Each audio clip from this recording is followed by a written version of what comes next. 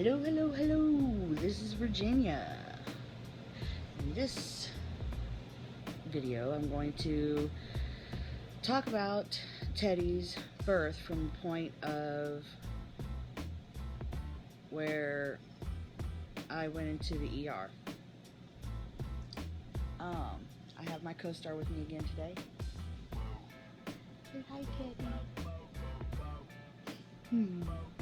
Sweet boy.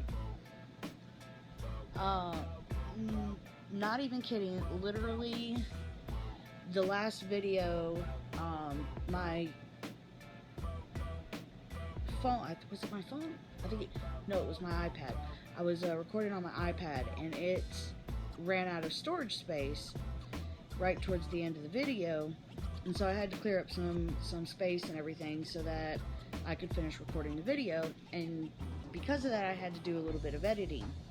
Not even kidding, it took 6 days for the computer to export the video into a format that YouTube would take. So I'm going to try to avoid doing any editing if I can until I get a new computer. I'm not entirely unhappy with the video quality, at least as of right now, that my phone and my iPad are capable of doing. So I think it's a better toss-up to get a computer that would be more capable of doing better editing than it would to get a new camera, at least as of right now. But anyway, that aside, so I left off at the last video where my OBGYN had said because of the protein in my urine and a couple of other levels and whatnot, and I started having chest pain.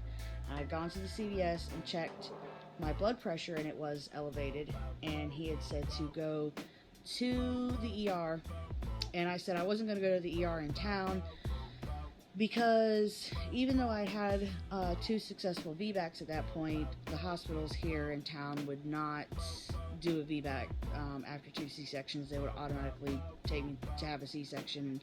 It wasn't so bad that I'm like, I don't think I can make it to the hospital. So I went ahead and went to Atlanta, which, like I said, is 2 hours away from where I live. I went ahead and went to the emergency room at the hospital my doctor delivers at. So they did an initial triage on me and everything, and they were periodically calling me back to check my blood pressure to see if it had come down any or whatever. But it took forever for them to actually get us back to actually working on me or whatever. So I'm gonna take a drink.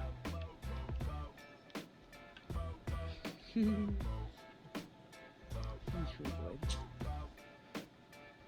So anyway, they finally did get me back there, and so the doctors, of course, since I had walked in, I told them, my doctor is Dr. Tate. Somebody needs to call him and let him know I'm here, updating, what's going on, because he knew I was coming. And they really weren't giving me any information about if they had talked to him or not. And so I finally got called back, and I'm like, has anybody talked to Dr. Tate? And so the first thing they say, well, we need to make sure that you don't have any blood clots that's causing your high blood pressure. And so I'm like, okay, whatever.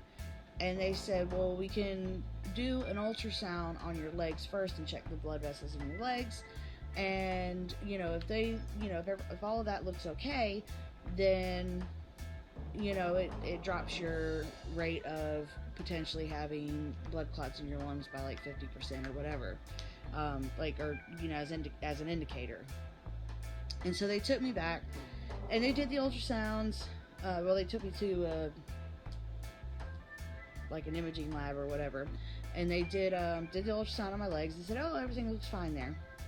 So I'm like, okay, well, anybody talk to Dr. Tate and, see what he was gonna, what he had planned on doing if all of that came out okay?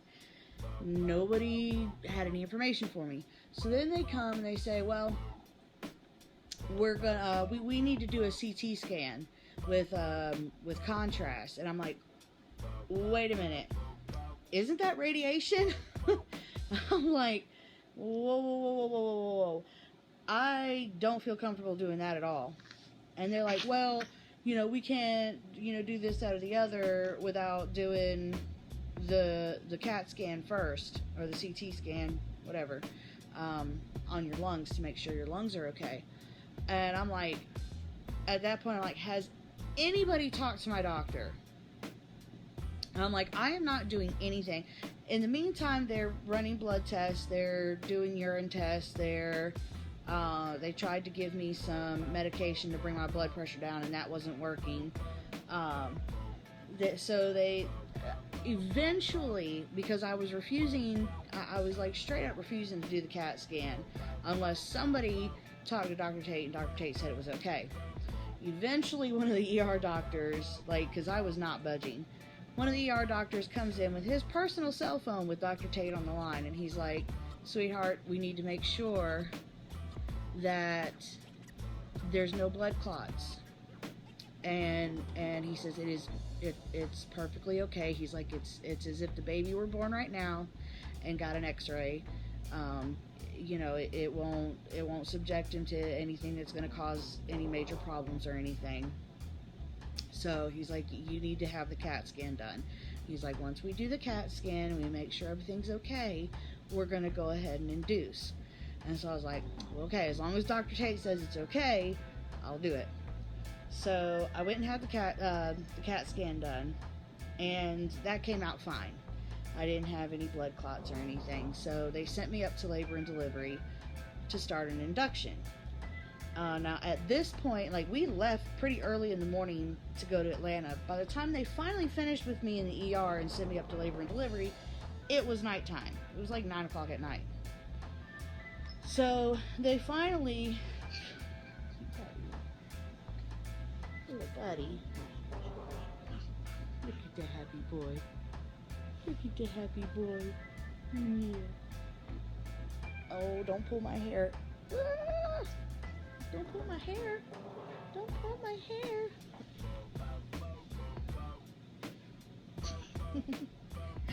Look at that baby.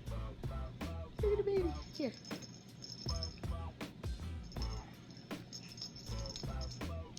So, anyway, they checked to see how dilated I had already gotten at that point. And of course, I'm 37 weeks at this point, so they're not worried about him needing any help or with any problems with his lungs or anything. The only thing that was maybe a concern was with my gestational diabetes, if he would end up having low blood sugar. But anyway, so they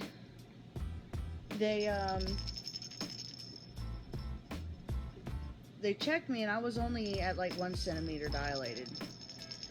And but they did say that my cervix was kind of soft.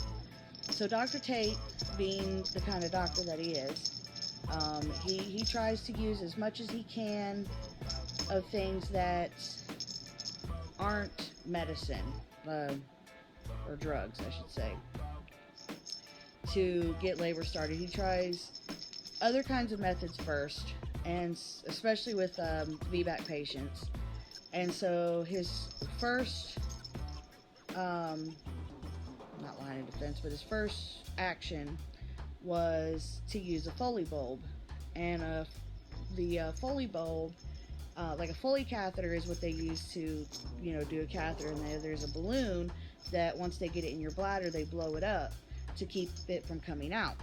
Well, when they use it as a way to help with inducing labor, is they put it just inside the cervix and blow it up, and then they slowly pull it through the cervix, and it dilates the cervix. So they go and they place that in, and let me tell you something, that was pretty painful.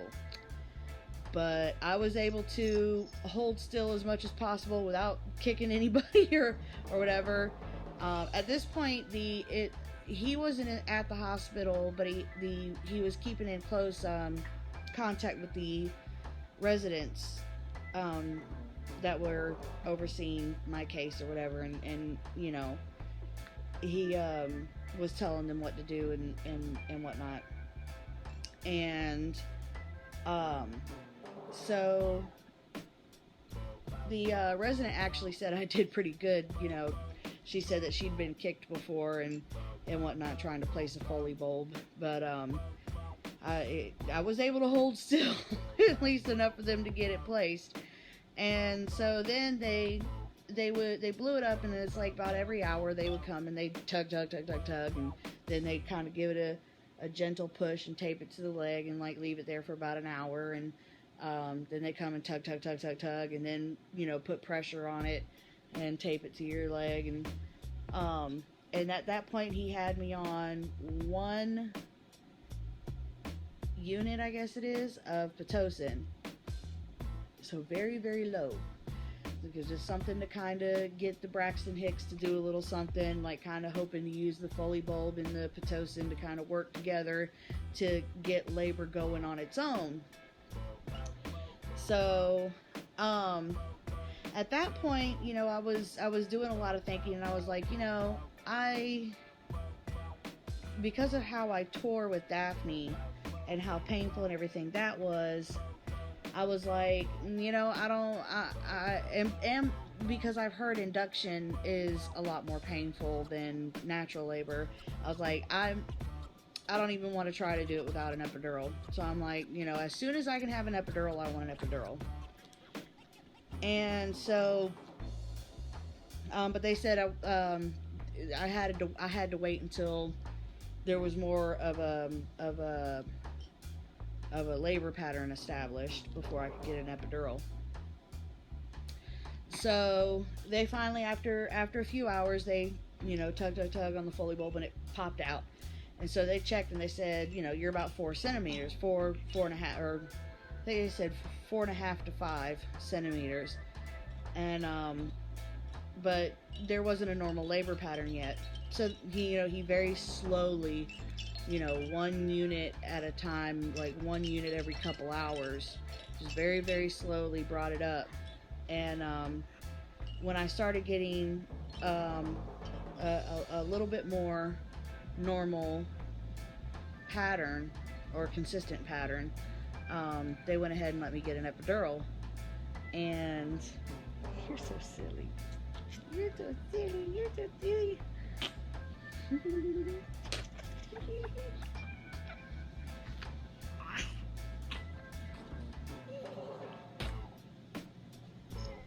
Here, use this toy.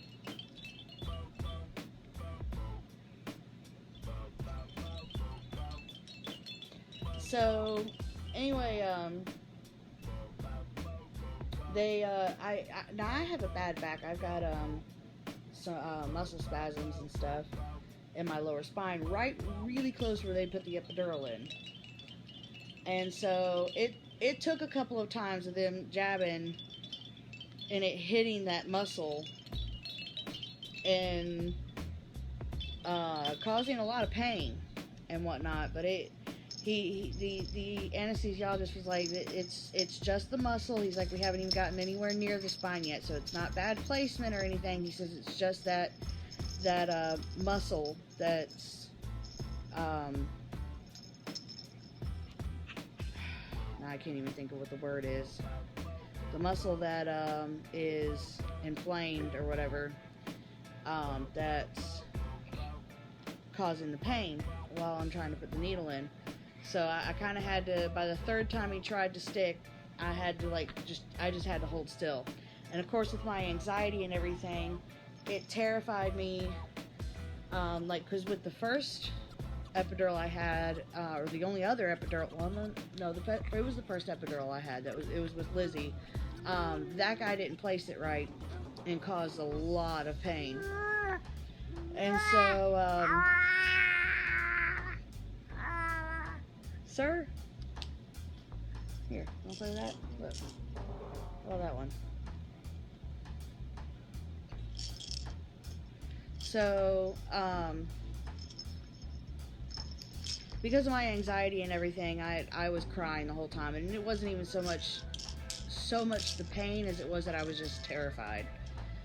So they got the epidural placed, and that brought me some relief, and so they were still, at this point it was about noon or something the next day, and it's still, the Pitocin set pretty low, but you know, I was getting a normal labor pattern, so you know, we're just kind of chilling, just waiting, nothing really happening. After a while, Dr. Tate came in, because he had 2 other women that were in that day that were having babies, and he came in and, you know, was checking up on things and stuff, and Teddy was moving around so much that, you know, we couldn't keep him on the monitor. I'd have to stay in a perfectly still position, and with my tailbone being in the kind of pain that it was in, because right after I found out I was pregnant with him, I slipped and fell and dislocated my tailbone. And it's still dislocated, and I've been working with some physical therapists and stuff trying to get it fixed. But that's for another video. Anyway, so Dr. Tate comes in, and he says we need to check on maybe breaking your water. And because he's like, you know, we might have to put the internal monitors in. What are you doing?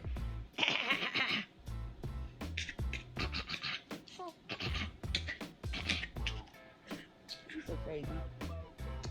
Anyway, so I said, well, you know, some of the residents came in and they said he's kind of high, so they were kind of nervous about breaking the water. But he's like, we kind of need to break the water because we need to get the internal monitors, because he just wasn't holding still. And about the tailbone pain, thankfully the epidural did help with that, so at least I wasn't having to deal with that pain. But anyway, so he kind of feels around, and I said, you know, they were concerned about breaking the water because of the cord. They couldn't tell if maybe the cord might have been in the way or not, and if the cord was in the way and his head started putting pressure on it, that's dangerous. So Dr. Tate's like, they just don't have as much experience as I do, so he's like, the cord is definitely not in the way. So he went ahead and broke my water, and of course he was right, the cord was not in the way, everything was fine. And so they put the internal monitors in. Now, the crazy thing about the way the internal monitors work is they have one that's like almost like a pressure pad that they put between the baby and the uterus that measures the contractions, and then they have another one that actually screws into the top of their head that monitors the baby's heart rate. And he was wiggling around and moving so much that even that couldn't keep a constant like track of him. And Dr. Tate's like he's just like, he just won't hold still. And I'm like, I don't know what to tell you. I think he knows he's being evicted, and he's protesting. But well, either protesting or excited to be getting out, I don't know. But anyway, so somewhere around in this time, the other 2 women that were delivering babies that day, they had their babies. So Dr. Tate was pretty much just hanging out in my room with us. And so we were all chatting, having a good time and whatnot. And all of a sudden, I started feeling a lot of pressure. And I told Dr. Tate, I'm like, I'm feeling pressure. Because pain medications don't work very well for me. They'll only work for so long, and then they're not working anymore, and then it doesn't matter how much more you put in, it doesn't help, because it's like the same thing like when I have dental work done. They have to give me a lot of pain medication, and even once they max it out, I still can feel it. So with the epidural, it wore off some, and while my the outer parts or whatever you could call it were numb. Inside, I could feel the contractions, which was, it kind of falls in line with the same thing that happened with when Lizzie was born. I could feel some of the procedure. After a while, the epidural had wore off. So they tried to give me more of the epidural medication, but it didn't do anything. So I was getting the full effect of the contractions, but everything else was numb. So I didn't feel him come out like any tear or anything like that. I didn't feel any of that part, but I was feeling the contractions. But I could feel pressure, and I was telling Doctor, I'm like, I feel pressure. And he's like, well, he's like, you know, it wasn't all that long ago, and you were only at 7 centimeters. And I'm like, I'm telling you, I'm feeling pressure. So he checked, and he's like, well, yeah, you're 10 centimeters. And I was like, shh. And it was about 5 o'clock in the afternoon. So he was born exactly at 5:05. And I know because I only pushed for 5 minutes. But anyway, he said, well, go ahead and give me a practice push. And so he was, you know, feeling to see how my pushing was. And so I gave him a practice push, and then he goes, don't push. He says, that baby's gonna come out. And he's like, we're not ready for the baby to come out yet. So I stopped pushing, and he got ready, and literally it was like one contraction with just 3 pushes, and he just shot right on out. And he ended up being my smallest. He was 7 pounds 12 ounces, and of course they're all saying, oh, that's a good sized baby. I'm like, that's tiny to me, because like my smallest before him was 8 pounds 13 ounces, and my biggest was 10 pounds 9 ounces. And I'm like, he was tiny to me. But the amazing thing about it to me, I guess, was he was the first one, the only one of my kids that I was actually able to hold right when he came out. And they just, right when he came out, just, you know, they kind of wiped him down, make sure he was breathing okay, handed him right to me. And it was so shocking to me that I was actually able to hold my baby right when he came out, that I didn't even know what to think. And he was so tiny that I had him at my chest, and I'm just like, I was just flabbergasted, and like, I'm like, he's so tiny. Ow! Really? You gonna bite me? He was so tiny that I was just like, I didn't even know what to do. And like, I never got to hold him right when they first came out. And then he peed on me. But they, the hospital that he was delivered at's pretty great. They're like, you know, they do all of the initial checks with him right there on mama's chest, and they skin to skin for the first hour. You know, baby stays on mama's chest, skin to skin for the first hour. And so all of that was pretty amazing. And I did have a small tear towards the inside, but it was very, very small. And of course, I didn't feel him fixing it or anything. You know, there was no problem with delivering the placenta. Everything pretty much went perfect. It all went perfect. And so I actually got to have him in the room with me, which was pretty amazing. And because, you know, the previous 2 were in the NICU. So then that's when we ended up with the problem that we had with him. His blood sugar started to drop, and it was staying low. And we were trying to feed him. I was nursing him as much as I could, and we were giving him formula. And they were also giving him sugar. And he was so tiny, or, you know, just babies are tiny in general. He was so little that he couldn't eat enough to keep his blood sugar up. And so they eventually had to take him to the NICU and put him on IV glucose. And but thankfully it wasn't so bad that he had to stay for days and days and days. He literally was like, just kept one night longer than I was. And so he he did okay, but they said, you know, once his pancreas got the idea that he wasn't getting that much sugar anymore, you know, because they slowly weaned him off the sugar, and in the meantime, you know, I was coming into the NICU and nursing him and everything else. They said, you know, he'd be fine. So he did get supplemented some, and but he did all right. He like I said, he wasn't in there for very long, and then we were able to go home, and it was all pretty. It was probably the easiest birth out of all of them. It was probably the easiest one. He was the absolute easiest. He was the easiest with breastfeeding. Didn't have any trouble with any of that. But the thing that was crazy about it was I got to talking to the neonatologist about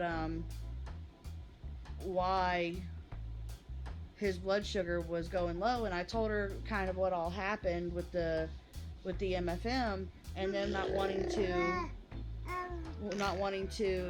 try me on the metformin to try and keep my fasting blood sugar down. And I told her all what happened, and at that point I'd only had like 2 or 3 weeks of my fasting blood sugars being okay, and she said that wasn't long enough for his body to have adjusted to my sugar levels not being high at night. And so she said that's exactly why. That was exactly why. Basically, it was the maternal fetal medicine doctor's fault, because she didn't want to try the metformin for so long. That they said it was her fault that he ended up having sugar issues, blood sugar issues, and such a happy boy, such a happy boy. So that's pretty much his birth story. So I've gotten through all of those, and so now I can move on to other videos about other things, and hopefully I won't have so many that are so long.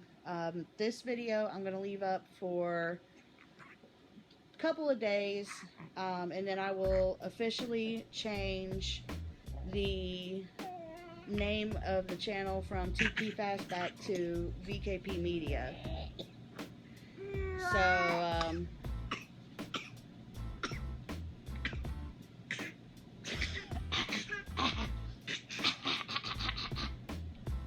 he's so funny. Look at that funny boy. Look at the funny boy. Mwah. All right, well, I guess I will see you guys on the next video. So take care. God bless. Bye-bye.